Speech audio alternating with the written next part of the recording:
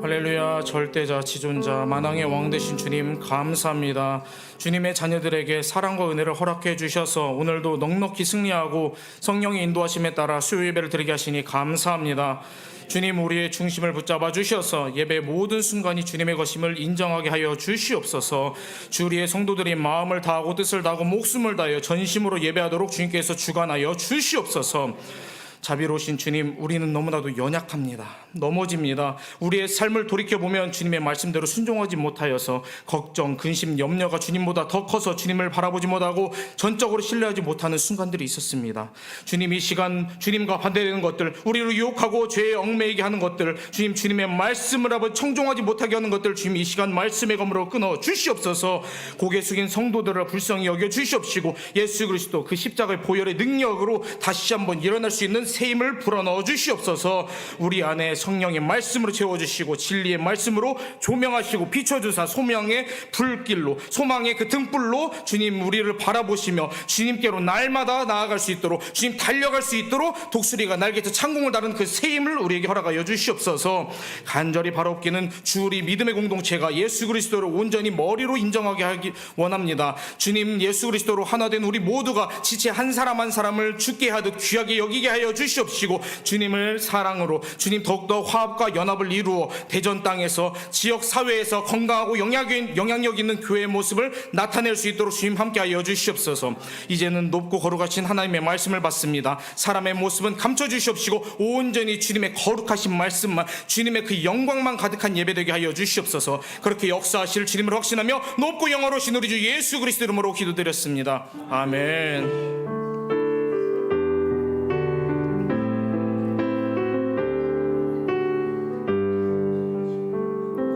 역사실 주님을 찬양합니다. 아멘. 오늘 우리에게 함께 나눌 말씀은 사도행전 8장 14절에서 25절 말씀입니다. 사도행전 8장 14절에서 25절 말씀입니다. 신약성경 200쪽에 있습니다. 사도행전 8장 14절에서 25절 말씀. 다 찾으셨으면 제가 한 절, 하나님께서 사랑하시는 성도님들 한 절 교도하도록 하겠습니다. 제가 먼저 읽겠습니다. 14절입니다. 예루살렘에 있는 사도들이 사마리아도 하나님의 말씀을 받았다 함을 듣고 베드로와 요한을 보내매 이는 아직 한 사람에게도 성령 내리신 일이 없고 오직 주 예수의 이름으로 침례만 받을 뿐이더라. 시몬이 사도들의 안수로 성령 받는 것을 보고 돈을 들여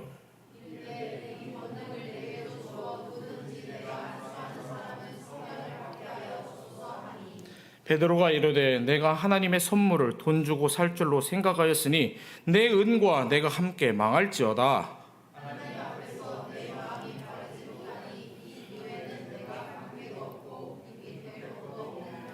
그러므로 너의 이 악함을 회개하고 주께 기도하라. 혹 마음에 품은 것을 사하여 주시리라.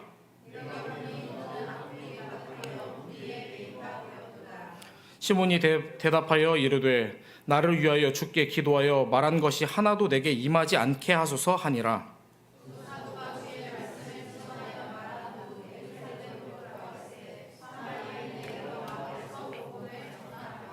아멘. 예배 자리에 오신 성도님들을 주님의 이름으로 사랑하고 축복합니다. 우리 오늘 함께 나눌 그 말씀의 제목은 걸림돌입니다. 무슨 돌이요? 걸림돌입니다. 제가 지난번 주일 오후 설교 때 제가 다윗의 물맷돌에 대해서 언급한 그렇게 설교를 했었습니다. 그런데 오늘은 무슨 돌입니까? 걸림돌입니다. 걸림돌이 무엇인가요? 길 가다가 방해되는, 걸려 넘어지는 것이 바로 걸림돌입니다. 성도님들 중에서는 전도사님께서 참 돌을 참 좋아하셔서 설교 때 돌 이야기를 많이 하시는구나 라고 생각하시는 분들도 계실 수 있습니다. 제가 어릴 적 돌을 많이 가지고 놀아서 그런지 몰라도 탐석하는 걸 어렸을 때부터 많이 좋아했었습니다. 제가 어릴 적에 그 초등학교를 가려면 산을 하나 넘고 물을 건너서 막 그렇게 가는 곳에 살았었는데 그때는 이제 비포장도로였어요. 그런데 그때 신장로라고 해서 이제 아스팔트 길이 깔리는데 큰 자갈들이 이렇게 막 깔렸었습니다. 덤프트럭으로 부어놨었는데 그 돌을 보게 되면 반짝거리는 그런 금 색깔 그런 그 빛이 이렇게 있는 그 돌들이 있었어요. 그래가지고 학교 끝나면 하는 일이 뭐냐면 그 탐석을 하는 거예요. 그 반짝거리는 게 금인 줄 알고 엄마 아빠 잘 살게 해주고 싶어서, 부자로 살게 해주고 싶어서 그렇게 돌을 주워가지고 갔던 그런 기억도 있습니다. 지금도 돌을 참 좋아합니다. 네, 그래서 계곡이나 그런 바다를 놀러 가게 되면 기념으로 한두 개씩 주워오기도 합니다. 제가 여러 돌이 있긴 하지만 특별히 돌 하나를 오늘 가져왔습니다. 제가 이 돌로 말씀드릴 것 같습니다. 잘 보이시나요? 지금 이제 온라인으로 들으시는 분들, 네, 어떤 모양 같으세요? 이거? 하트 모양. 네, 참 이 하트 모양 참 의미가 있습니다. 왜냐면 그 제가 와이프랑 연애 때 제가 태안 안면도로 이제 놀러 갔었습니다. 이제 바닷가를 갔는데 거기에서 우연찮게 또 이렇게 또 만난 돌입니다. 네, 하트 모양이죠. 아무튼 중요한 거는 하트 모양 돌이 중요한 게 아니고요. 제가 이제 어렸을 때부터 그렇게 돌을 이제 좋아했다 이제 말씀드리는 것입니다. 돌을 좋아하고 아까 전에 뭐 신장로가 있고 뭐 산을 넘고 뭐 물 이야기 하다 보니까 이 전도사님이 생긴 거는 도시 사람 같이 생겼는데 시골에서 살았구나라는 것을 이제 눈치를 채셨을 것 같습니다. 그 당시 제가 주소를 보게 되면 당북리 백성 마을 백석부락이었습니다. 부락. 그러니까 시골 중에 시골 깡촌에서 살았습니다. 시골에서 살아보셨던 분은 알겠지만 시골은 놀 것이 별로 없습니다. 나무를 꺾어가지고 칼싸움을 한다든지 대나무로 이제 활을 만들어가지고 활쏘기를 한다든지 이제 고사리 꺾으러 이제 뒷산에 올라가고 이제 땅을 파가지고 함정 만들고 이제 돌을 던지다 보면 참 하루가 빨리 지나갑니다. 생각해보니까 놀 게 맞네요. 제가 나열을 하다 보니까요. 이렇게 신나게 놀다 보면 이제 해가 뉘역뉘역 지게 되고 이제 엄마가 정민아 밥 먹어라 하게 되면 우리는 보통 밥 먹으라고 하면 뭐라고 대답하나요? 좀만 더 놀다 갈게요 이렇게 대답하는 게 국룰이죠. 국룰. 네, 아마 대부분 아이들이 엄마가 부른다고 해서 바로 들어가는 친구들은 별로 없을 거예요. 아마 다들 이런 경험이 있으실 것입니다. 저는 오늘의 말씀을 준비하면서 어릴 적에 재밌게 이제 불렀던 동요 한 곡이 이제 생각이 났습니다. 그 동요는 뭐냐면요, 이 돌과 또 관련이 있는데요. 퐁당 퐁당 돌을 던지자. 뭐죠? 누나 몰래 돌을 던지자. 냇물아 퍼져라. 멀리 멀리 퍼져라. 다들 아시는 곡이시죠? 네, 아시는 곡일 거예요. 성도님들께서는 동요의 가사처럼 개울이나 강이나 이제 계곡에 놀러 가서 큰 돌을 던져보신 적이 혹시 있으신지요? 있으실 겁니다. 이렇게 딱 이렇게 돌도 던져보시고 물가에 돌을 팡 하고 던지게 되면 우리가 잘 알듯이 물이 어떻게 되나요? 사방팔방으로 튀게 됩니다. 그리고 물이 튀고 나서 물이 어떻게 되나요? 줄렁줄렁 하면서 파동이 생기게 됩니다. 그런데 오늘 우리가 함께 나눌 사도행전의 말씀을 보게 되면 큰 돌이 물 가운데로 붕덩하고 물에 던져지는 듯한 그런 사건이 바로 사도행전 말씀에 있습니다. 우리 함께 사도행전 7장 57절에서 60절 말씀, 네, 사도행전 7장 57절에서 60절 말씀을 우리 함께 읽어보기 원합니다. 사도행전 7장 57절. 네, 같이 읽겠습니다. 시작. 그들이 큰 소리를 지르며 귀를 막고 일제히 그에게 달려들어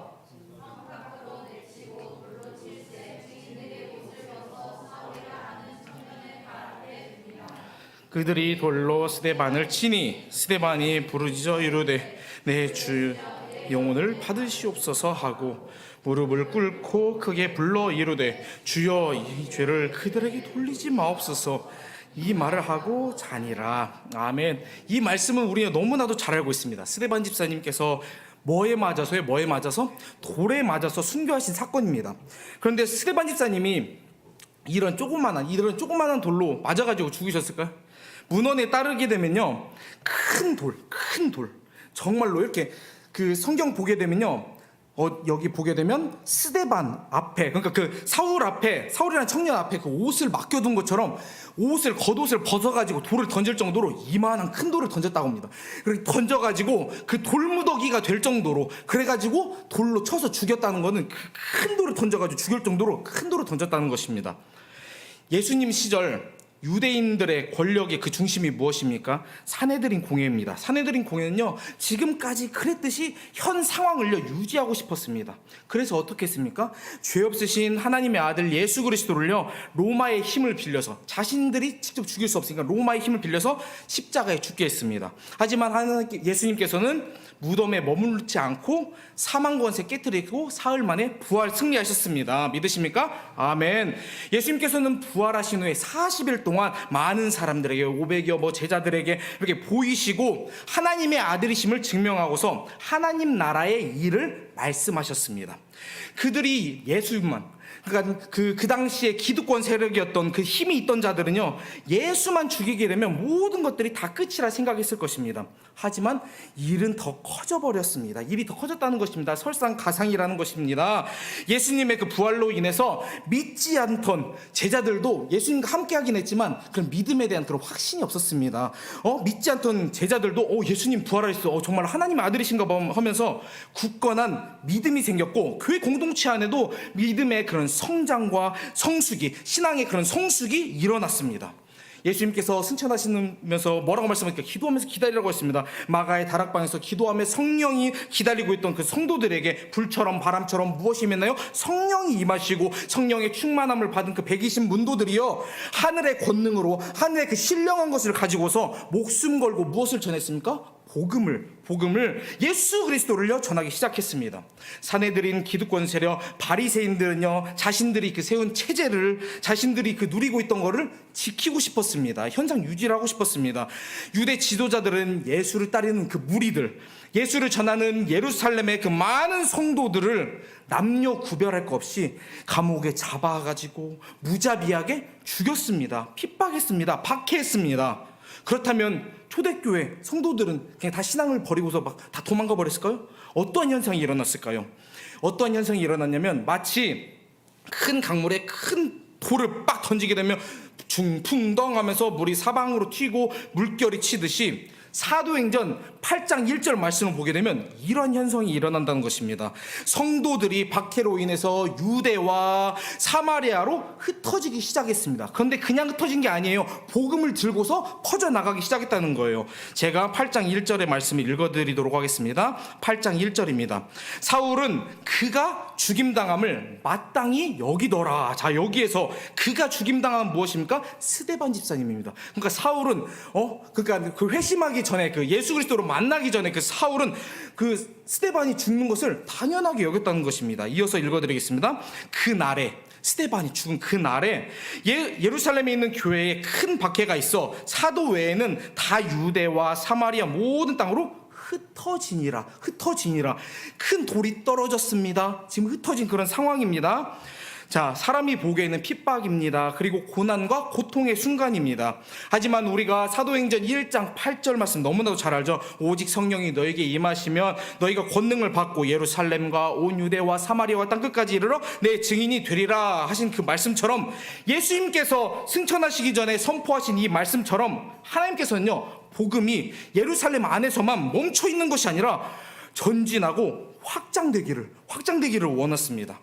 자, 마치 동요의 가사처럼요, 냇물아 퍼져라, 멀리 퍼져라. 건너편에 앉아서 누나가 뭘 씻고 있습니까? 나무를 씻는 우리 누나 손등을 간지러 주어라. 이 동요의 가사처럼요, 돌이 떨어진 자리에 물이 튀고 물이 출렁출렁 그 파동이 건너편에 있는 누나에게까지 가서 손등을 간지러 주듯이, 하나님께서는 예수 그리스도 십자가의 사랑이, 예수 그리스도 그 부활 생명이, 복음의 그 물결이요, 예루살렘에만 멈춰있는 것이 아니라 붕덩 예루살렘과 온 유대와 사마리아와 땅끝까지 전파되기를, 복음의 그 파동이 출렁출렁 전달되기를, 그 영향력이 전달되기를 간절히 바라셨다는 거예요. 누가요? 하나님께서요.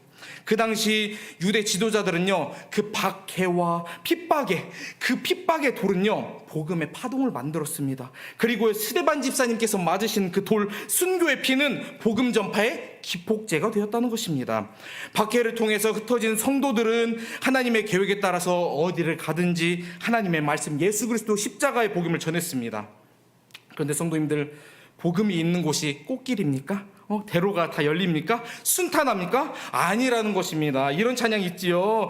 주님 가신 길, 십자가의 길. 무슨 길입니까? 외롭고도 무거운 길이고 가시밭길입니다. 이처럼 초대교회는 복음이 흘러가는 데 있어서 큰 바위가 있었습니다. 어려움이 있었습니다. 아주 협착했다는 것입니다. 복음이 확산되고 복음이 전진하는 데 있어서 큰 걸림돌 두 가지가 있었습니다. 오늘의 말씀 통해서 우리는 두 가지 걸림돌이 무엇인지를 함께 알아보려고 합니다. 첫 번째 걸림돌은 유대인과 사마리아 사이의 반목과 갈등입니다. 무엇과 무엇이라고요? 반목과 갈등입니다. 한번 따라해 보겠습니다. 반목과 갈등입니다. 자, 우리 친구들 중에서 반목이 뭘까 했는데 시기하고 미워하는 것을 반목이라고 합니다. 반목과 갈등입니다. 유대인과 사마리아 사이에 갈등의 요인이 있었습니다. 그 갈등의 요인을 알아보게 되면 기원전, 그러니까 예수님이 오시기, 자 722년 북이스라엘이 이제 멸망했습니다. 멸망을 해서 사마리아에 살던 사람들이 아시리아의 포로로 그렇게 이제 끌려갔습니다. 그리고 또 역으로 아시리아에 있던 사람들이 사마리아로 이주하면서 살게 되었습니다.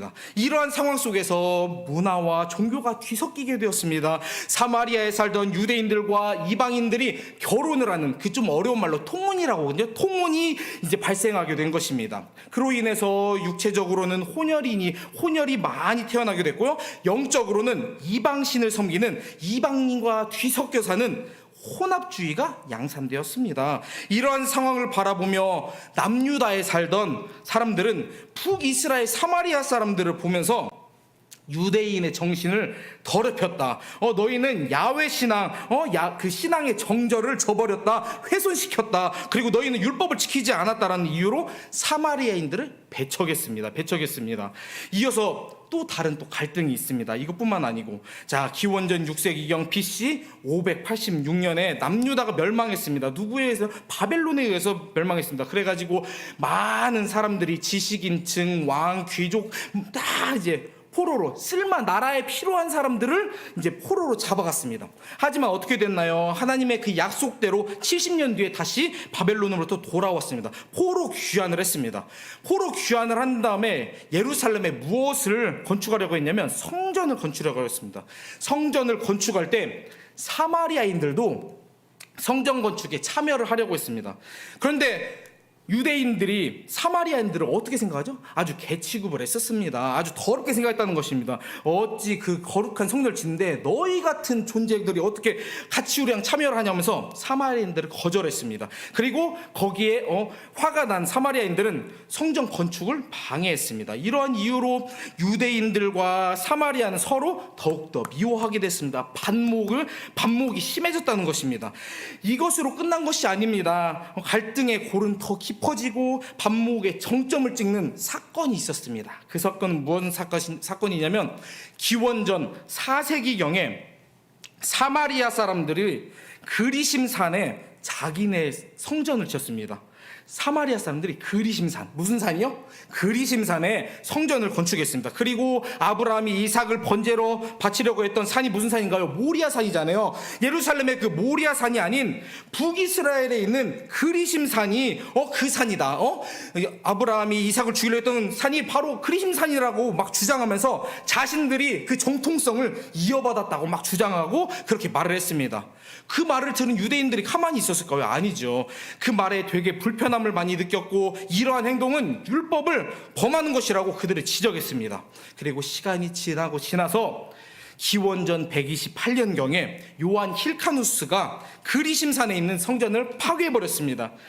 사마리아 사람들이 어땠을까요? 와, 잘 부셔졌다. 너무 좋다.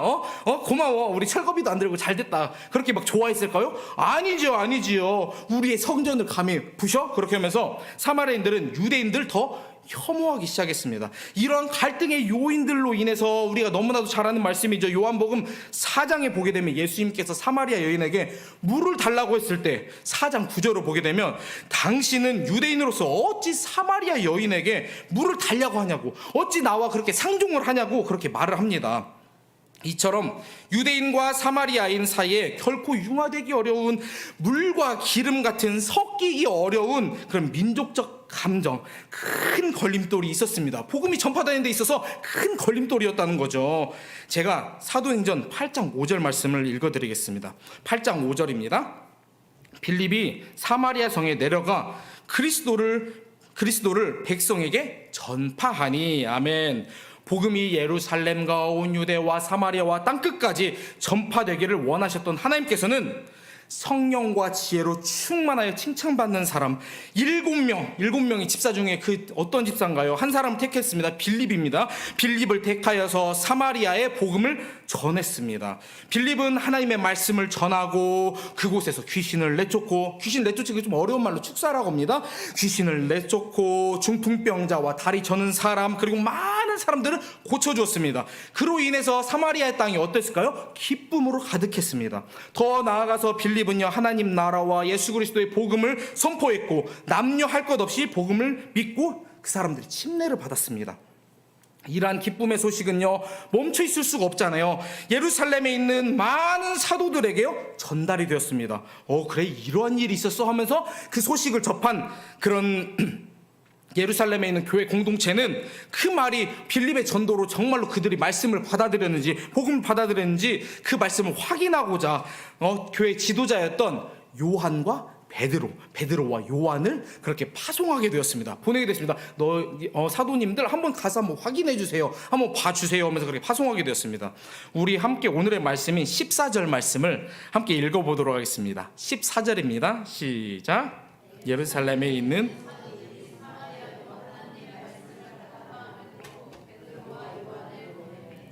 사마리아가 하나님의 말씀을 들었다는 소식은 사도들에게 있어서 너무나도 중요하고 너무나도 기쁜 소식이었습니다. 사도들은 빌립의 그런 사마리아 전도 사역이 성공적으로 진행되고 있다는 것에 아주 주목을 했습니다. 그리고 교회 공동체는 그들의 신앙을 더욱더 세워주고 견고하게 하고 굳세게 해주기 위해서 베드로와 요한을 사마리아로 보냈습니다. 파송된 베드로와 요한은 사마리아 사람들이 성령 받기를 간절히 기도했다라고 말씀하고 있습니다.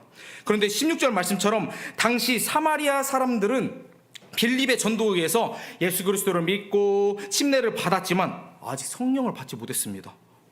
여기서 저희는 의문점이 하나 생깁니다. 그렇죠? 우리는 보통 믿고 나면 당연히 성령께서 우리 선물로 받게 되고 그렇게 바로 이루어지는 걸로 우리는 공식처럼 그렇게 알고 있잖아요. 그런데요, 사도행전 2장 38절 말씀을 보면 여기서도, 이 말씀에서도 이렇게 말하고 있습니다. 너희가 회개하고 예수 그리스도의 이름으로 침례를 받고 죄사함을 받아라. 그리하면 성령을 선물로 받는다는 그 베드로의 말처럼 우리는 예수 그리스도를 믿는 자는 성령을 선물로 받게 되고 성령께서 우리 안에 내주하게 되십니다. 우리 안에 성령께서 계신다고 우리는 알고 있습니다. 그런데 그렇다면 이 말씀이 잘못된 말씀일까요? 예수를 믿고서 침례를 받은 사마리아 사람들은 왜 그 누구도 성령이 임하지 않았을까요? 믿었으면 성령을 받는 것이 당연한 건데 왜 임하지 않았을까요? 이 부분은요, 성경에는 많은 난제들이 있습니다. 무한하신 하나님을 사람의 그 편협한 사람의 그 사고로 다 알 수 없듯이 성경에는 많은 난제들이 있습니다. 그래서 학자들은 많은 견해들을 쏟아놓는데요, 그 중에서 유력한 견해를 제가 하나 말씀드리자면, 사마리아인들이 예수 그리스도의 이름으로 침례를 받았습니다. 침례를 받긴 했지만 하나님께서는 베드로와 요한이 사마리아 땅에 도착하기까지 성령을 내리시지 않고 잠시 보류하신 것으로 봐야 된다는 견해가 아주 강력한 유력한 그런 견해입니다. 그런데 성령을 잠시 보류하시면은 하나님의 놀라운 계획이 있었습니다. 앞서 말한 것처럼 유대인과 사마리아가 사이가 좋았나요? 아니었습니다. 인종과 역사와 종교적인 그 특수성으로 인해서 상종하지 않는, 개로 여기는 상호 간의 반목과 갈등의 정점을 찍는 그런 사이였습니다. 이런 민족적 갈등은요, 예루살렘과 온 유대와 사마리아와 땅끝까지 1장 8절의 말씀이 성취되는 데서 아주 큰 걸림돌이라고 제가 말씀드렸습니다. 이런 상황에서 하나님께서는 사마리아인들을 멸시하는 유대인들이 사마리아인들을 영적 공동체로 모두가 인정하고 받아들이기를 원하셨습니다. 그래서 그 모든 과정들이 안전하고 자연스럽고 순적하게 유대인과 사마리아가 하나 되고 연합되기를 원하셨습니다. 그런데 그 사마리아 땅은 어땠습니까? 혼합주의가 팽배했던 곳입니다. 예루살렘의 사도였던 베드로와 요한은 그곳에 보내졌습니다. 그리고 말씀을 보게 되면 그들의 손에, 그들의 손에 의해서, 그들이 안수함으로 인해서 성령을 받게 됩니다. 그 노래 가사처럼 주의 손에 나의 손을 포개고, 그러니까 베드로와 그 요한의 손에 주님의 손이 포개져 가지고 안수를 했을 때 그들이, 사마리아인들이 성령을 받게 되었다는 것입니다. 이처럼 사마리아인들이 받은 성령은 다른 성령이 아닙니다. 예루살렘 성도들과 그 사도들이 받았던 동일한 성령이라는 것입니다. 그러니까 그 정통성 가지고 있던 그 요한과 베드로가 가서 그 손으로 안수를 했을 때, 그 똑같은 성령이구나라는 걸 알게 해주시기 위해서 잠시 보류하셨다는 것입니다. 그냥 사마리아 땅에 저희 성령 받았어요. 그럼 바로 성령을 내리게 되면 그 유대인들에게 있어서, 아니 너희가 받은 성령 잘못된 거 아니야? 우리랑 다른 성령 아니야? 너희 잘못된 거 아니야? 그렇게 하면서 그렇게 회복이 되지 않았을 텐데, 하나님께서는 잠시 성령을 보류하심으로 인해서 그 요한과 베드로의 손을 통해서 받은 그 기도 안수를 받은 이후에 성령을 허락하셨기 때문에 그들이 자연스럽게 그 모든 것이 순적하게 융화가 되고 하나가 될 수 있었다는 것입니다. 하나님께서는요, 많은 사람에게 오순절에 임했던 동일한 성령의 역사를 체험하고 목격하게 하셨습니다. 그리고 복음으로 유대인들과 사마리아의 그 반목과 갈등의 벽을 허무셨고 걸림돌을 깨트리셨다는 것입니다. 주님 안에서 복음으로 이제 한 형제, 이제 자매가 되게 하셨다는 것입니다. 이처럼 하나님께서는요, 신묘막측한 계획과 섭리 가운데서 사마리아 땅에 복음을 심으셨고 복음의 일꾼들을 보내서 성령을 받게 하시는 그 놀라운 역사가 가득 차고 넘쳤다는 것입니다. 이처럼 복음은요, 사람과 사람 사이의 반목과 갈등을 화해시키고 하나게 되는 능력이 있습니다. 믿으십니까? 아멘. 그렇게 능력이 있다는 거예요.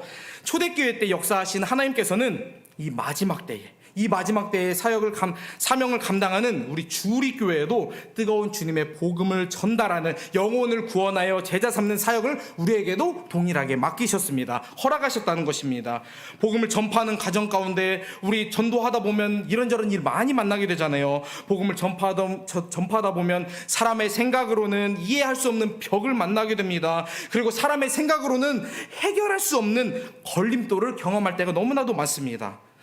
정말로 제가 간절히 바라기는 무엇이냐면, 예수 그리스도의 그 복음은 인종과 지역과 역사와 문화의 벽을 극복하고 뚫고 전진하는 능력이 있음을, 하나님의 그 능력이 있음을, 복음에는 능력이 있음을 우리가 전적으로 신뢰하며 하나님께서 주리를 통해서 펼쳐나가실 그 역사를 우리가 확신하면서 주님의 손에 우리의 모든 것을 맡겨드리길 주님의 이름으로 간절히 축복합니다. 아멘. 예배 끝난 거 아니에요. 이제 챕터 1 끝난 거예요. 첫 번째 걸림돌 끝난 거예요. 자, 이어서 복음이 예루살렘과 온 유대와 사마리아와 땅끝까지 전파되는 복음의 행진 가운데에, 복음의 물결 가운데에 오늘에서 말씀하는 두 번째 걸림돌은 바로 물질 만능주의입니다. 한번 따라해 보겠습니다. 물질 만능주의입니다.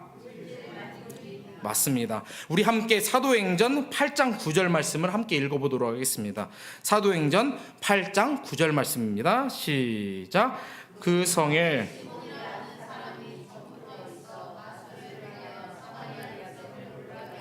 자칭 큰 자라 하니. 아멘.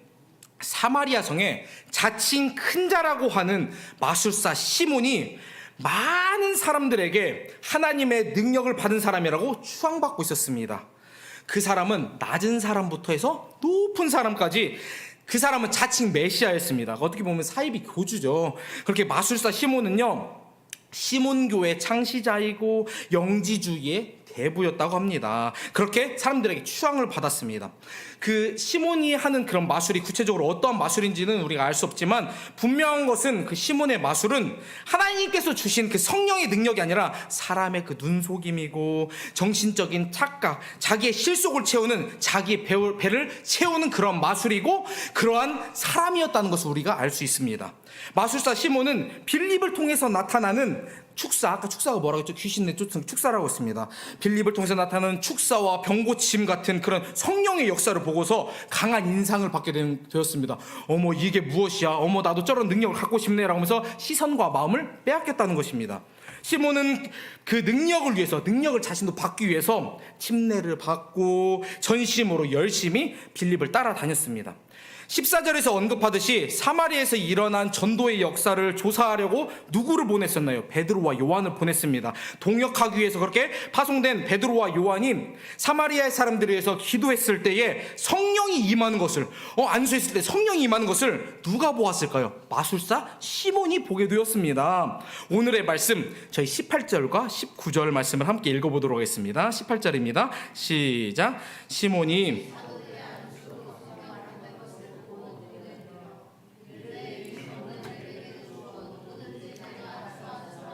성령을 받게 하여 주소서 하니 아멘.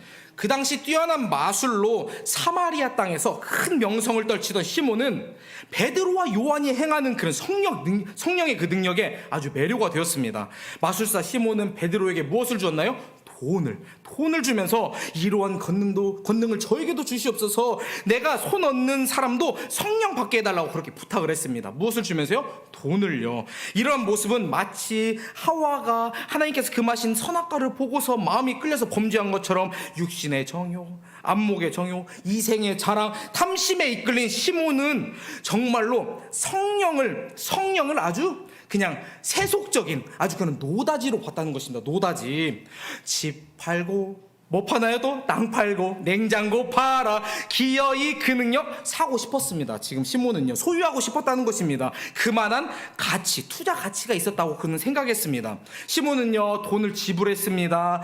지불하고서 그 성령의 능력을 살 수만 있다면 지속적으로 큰 수익을 낼 수 있고 지금보다 더 큰 부와 명예와 그런 명성을 얻을 수 있다고 그는 계산을 했습니다. 이처럼 마술사 시몬은 성령의 능력을 돈으로 살 수 있는, 물질로 살 수 있는 아주 물질적인 것으로 생각하고 가시적이고 외적인 그 이적에만, 그 기적에만, 그 현상에만 마음을 두었다는 것입니다.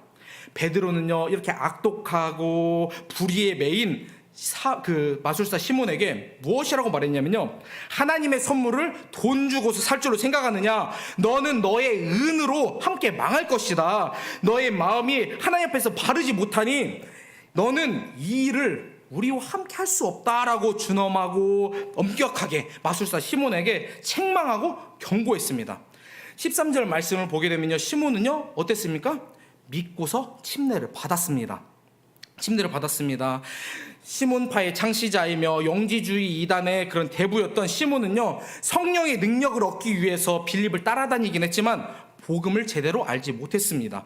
겉으로는 복음을 믿는 척하고 침례를 받고, 외적으로 보이는 그런 침례를 받고, 심지어 빌립을 통해서 교회 공동체 안에 들어왔지만 시몬의 그런 믿음은 거짓 믿음이었다는 것입니다. 마술사 시몬은 눈에 보이는 능력만 탐욕스럽게 바라보고 거기에 마음과 시선을 빼앗겨 버렸습니다. 성령 자체는 사모하지 않고 예수 그리스도 복음에는 관심이 없던 자였습니다. 시몬은 돈이면 무엇이든지 가능하다고 생각하는 황금 만능주의자의 전형적인 사람의 그런 모습을 보여주고 있습니다. 마술사 시몬에게 있어서 돈은 하나님보다 더 컸습니다.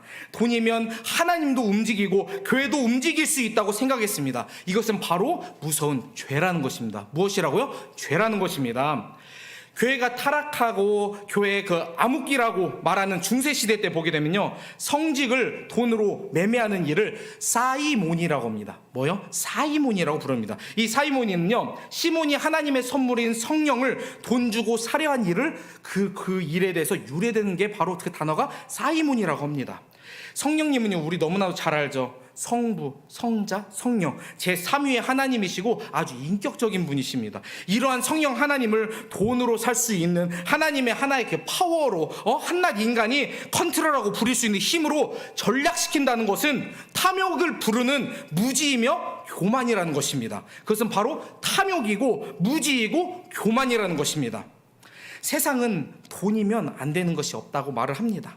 그래서 많은 믿는 사람들도 거기에 시선을 빼앗겨가지고 하나님도 섬기고 교회도 하나님도 섬기고 세상도 섬기고 막 양쪽을 다 섬기기도 하잖아요.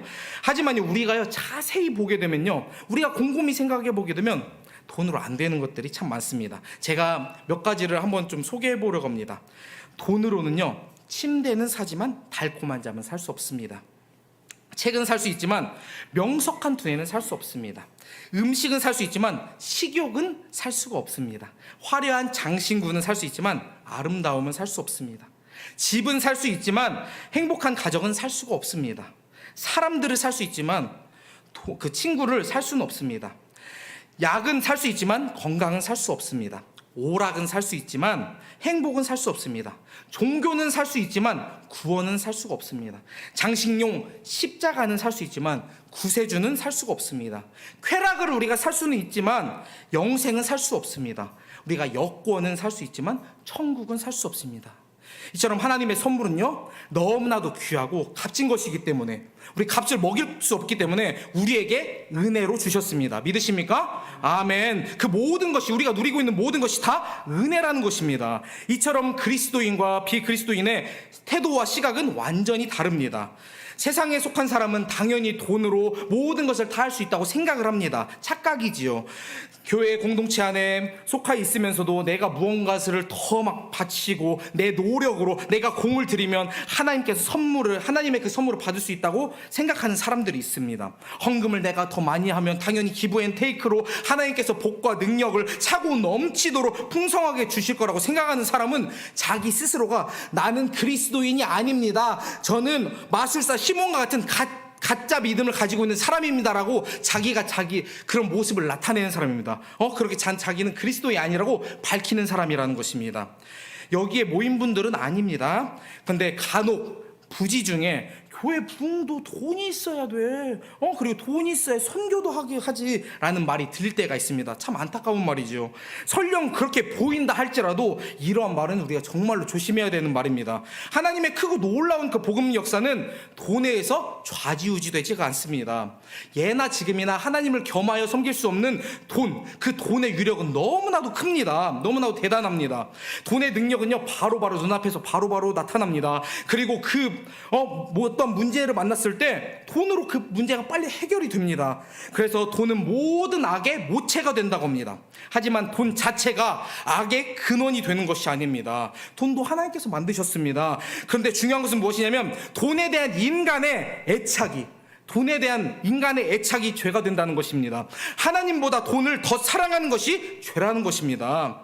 마술사 시몬은 너무나도 오랫동안 그 사탄의 그 종노릇하면서 앞잡이 노릇하면서 많은 사람을 미혹하면서 죄 가운데로 끌어내는 그런 삶을 살았습니다.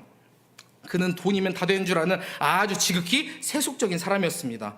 베드로는요, 하나님의 그 권능을 통해 시몬의 그 검은 속내를 꿰뚫어 보고서 22절에서 시몬에게 너 회개하고 주님께 기도하라 라고 말했습니다.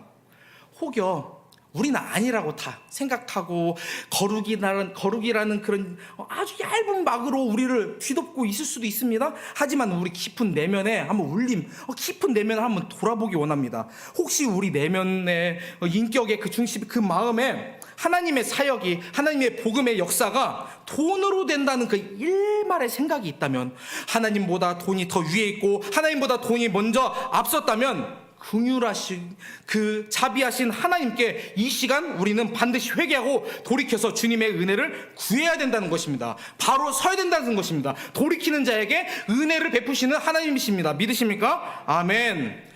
오늘 우리는 사도행전 1장 8절 예루살렘과 온유대와 사마리아와 땅끝까지 복음이 전파되고 확장되는 과정 가운데에 오늘의 말씀을 통해서 두 가지의 걸림돌을 살펴보게 되었습니다. 첫 번째 걸림돌이 무엇이나요? 기억하시나요? 왜 침묵을 하시나요? 웅변은 은이요 침묵은 금이다. 나는 침묵하리라. 무건 그러시나요? 자, 첫 번째 걸림돌은 유대인과 사마리아 사이의 반목과 갈등이었습니다. 우리 그래도 원투 대지는 우리가 기억하고 가야 되겠죠? 자, 첫 번째 걸림돌은 무엇입니까? 반목과 갈등이었습니다. 따라해보세요. 반목과 갈등이었습니다. 네, 두 번째 걸림돌은 무엇입니까? 돈이면 모든 것이 가능하다는 물질 만능주의였습니다. 이렇게 오늘 말씀에서 비춰지는 가짜 복음은 사람을 높이기 때문에, 예수 그리스도가 아니고 사람을 높이기 때문에 분열이 일어납니다. 반목이 형성됩니다. 가짜 복음은 아주 이기적이고 나밖에 모르기 때문에, 내 중심이기 때문에 갈등을 만듭니다. 그리고 가짜 복음은요, 마음 안에 다른 잘못된 동기를 품게 합니다. 그 오늘에서 말씀에서 보게 되면 뭔가요? 물질적인 일에 관심을 쏟게 된다는 것입니다. 하나님이 아닌 돈을 사랑하고 돈을 쫓게 된다는 것입니다. 복음 되신 주님은요, 하나하나 세심하게 계획하시고 동일한 성령을 주시기 위해서 잠깐 보류하셨다고 했죠. 동일한 성령을 부어주셔서 갈라진 유대인들과 사마리아인을 복음의 띠로, 예수 그리스도의 그 사랑으로 하나 되게 하셨습니다. 그리고 마술사 시몬을 통해서, 오늘의 말씀을 통해서 물질주의가 교회 공동체 안에 복음 사역의 독이 됨을 알려주시고, 너희 경계해야 돼, 이 시대를 살아가는 너희들 경계해야 돼 라고 하면서 우리에게 말씀해 주셨습니다. 그렇다면 우리 자신에게 이제 한번 물어보기 원합니다. 그렇다면 주우리 교회는 어떻습니까? 저는 주님,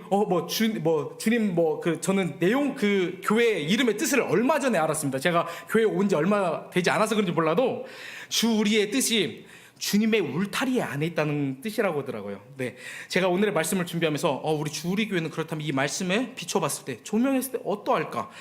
주님의 울타리 안에 있는 우리는 하나라고, 우리는 입술로 고백하지만 보이지 않는 벽으로 서로를 반목하고 있지는 않을까? 성도들끼리 하하호호 나이스하게 겉으로는 보이지만 그 속에는 불편하면서 껄끄러운 지체가 있지 않을까라는 그런 생각을 하게 되었습니다. 그리고 하나님만 의지하고 우리가 주여 하면서 기도의 제목을 올려드리지만, 기도를 마치고 나면 교회 문을 열고서 나가게 되면 우리가 언제 그랬냐는 듯이 돈을 논하고 있는지 아닌지 우리가 한번, 우린 아니야 덮어놓지 말고 이 밤에 하나님 앞에 진솔하게 우리가 자문해 봤으면 좋겠습니다. 제가 서두에 돌을 보여드렸습니다. 돌 보이십니까?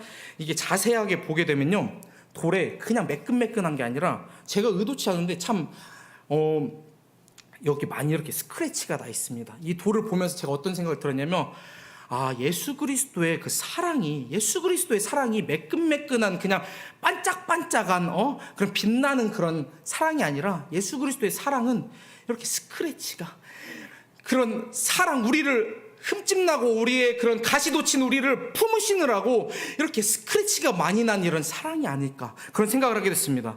우리는 예수 그리스도를 따르는 제자들로서 이 돌처럼 이렇게 스크래치 난 이 돌처럼 예수 그리스도의 사랑, 그 희생을 우리는 생각하면서 우리는 서로를 사랑해야 된다는 것입니다. 우리 죄인들의 모임입니다, 이 교회 공동체는. 그렇기 때문에 잡음이 날 수밖에 없습니다. 하지만 우리가 서로를 안아줘야 된다는 것입니다. 날마다 반짝반짝거리고 그냥 스크래치 없는 사랑하는 게 아닙니다. 교회 공동체는요, 이렇게 예수 그리스도의 흔적이 남아야 된다는 것입니다. 여기 돌처럼요. 그리고요, 황금 보기를 돌같이 하라고 그런 말이 있잖아요. 그런 것처럼요, 우리도요, 돈 보기를 돌처럼 여겨야 될 것입니다. 돈 보기를 돌처럼 여기고, 우리는 무엇만 바라봐야 되냐면요, 모든 능력의 근원 되신 예수 그리스도를 바라봐야 된다는 것입니다. 정말로 간절히 우리 주우리 공동체에게 바라는 건 무엇이냐면요, 우리가 문제를 바라보는 것이 아니라 영혼을 바라보고, 물질을 의지하는 것이 아니라 주님을 의지함으로 주님의 그 원대하신 사역에 우리가 걸림돌이 되는 것이 아니라, 우리 교회 공동체가 걸림돌 되는 것이 아니라 디딤돌 되어드리기를 원합니다. 정말로 디딤돌 되어드려서 이 뜨거운 여름날에 주님의 마음을 시원케 해드리는 얼음 냉수와 같은 그런 복음의 일꾼들, 복음의 통로가 되기를 주님의 이름으로 축복합니다. 아멘. 우리에게 큰 많은 은혜를 허락하셨습니다. 우리 그 은혜를 기억하면서 주님 다시 오실 때까지 우리 찬양하고서 뜨겁게 기도하려고 합니다. 주님, 예수 그리스도의 사랑으로 하나 되겠습니다. 주님만 의지하면서 달려가겠습니다. 그런 마음을 담아서 믿음의 결단을 올려드리도록 하겠습니다. 주님 다시 오실 때까지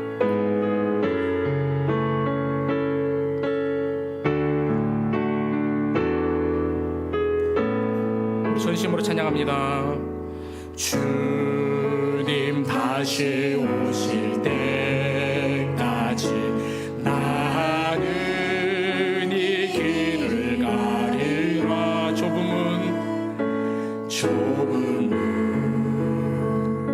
좁은 길,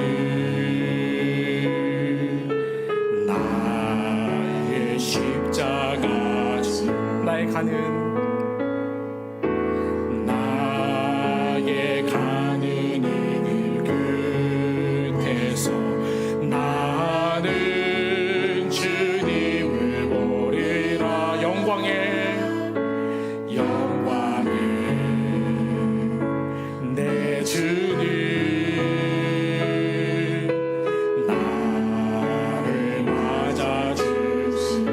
다시 오실 때까지 주님 다시 오실 때까지 나는 일어나 달려가리라. 주의 영광 온 땅 덮을 때 나는 일어나 노래하리. 내 사모하는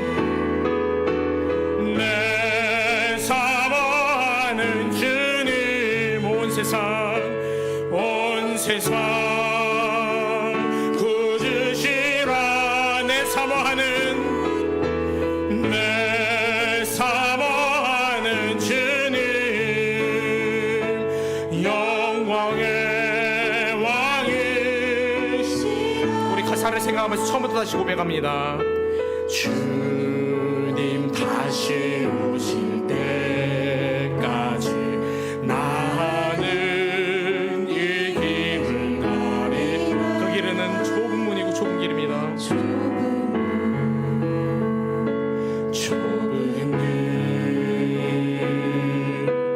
나의 십자가 나의 가는 이 길 끝에서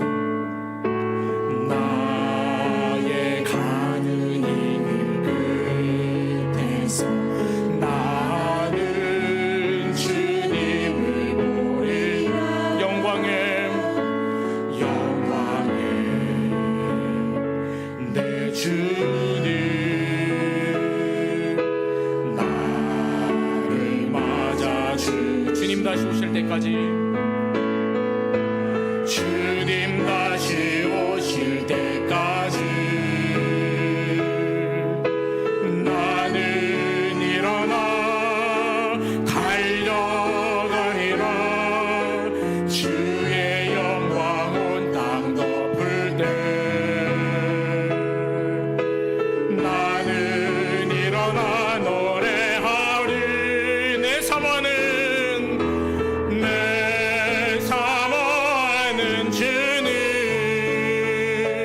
온 세상 구주시라. 내 사모하는 주님 영광의 왕이.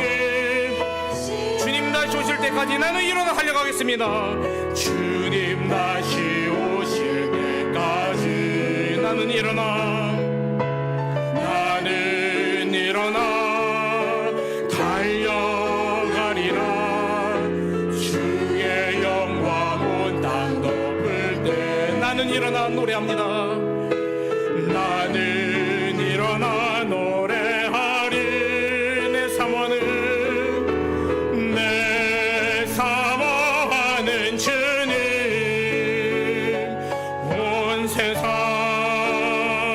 구주시라. 내 사모하는 주님 영광의 왕. 내 사모하는 주님 내 사모하는 주님 온 세상 구주시라. 내 사모하는 주님 영광의 왕이시라. 우리 이 시간 합심하여서 기도하기 원합니다. 예수 그리스도 십자가의 복음을 전파할 때 사람과의 관계에서 오는 갈등과 걸림돌이 있습니다. 하나님보다 앞서는 물질 만능주의 걸림돌이 있습니다. 사단 마귀는 여러 모양으로 우리를 교묘하게 속여서 인간의 그 영혼에서 하나님의 주권을, 복음의 그 확신과 복음의 그 능력을 빼앗으려 합니다. 주님, 이 시간 성령을 통해서 예수 그리스도의 복음을 통하여서 우리가 더욱더 하나 되게 하여 주시옵소서. 돈이 아닌 돈을 만드시고 돈을 다스리시는 전능하신 주님만 믿고 의지하게 해달라고, 우리를 통해 하나님의 나라가 확장되게 해달라고, 주님의 다시 오실 때까지 목숨 걸고 그 길을 달려가겠노라고, 복음을 전하겠노라고, 힘과 능력, 주님의 그 아버지 능력, 하늘의 신령함과 성령 충만함을 달라고 우리 주여 한 번의 지신의 동성으로 기도하도록 하겠습니다. 주여, 할렐루야. 거룩하시고 영화로우신 주님,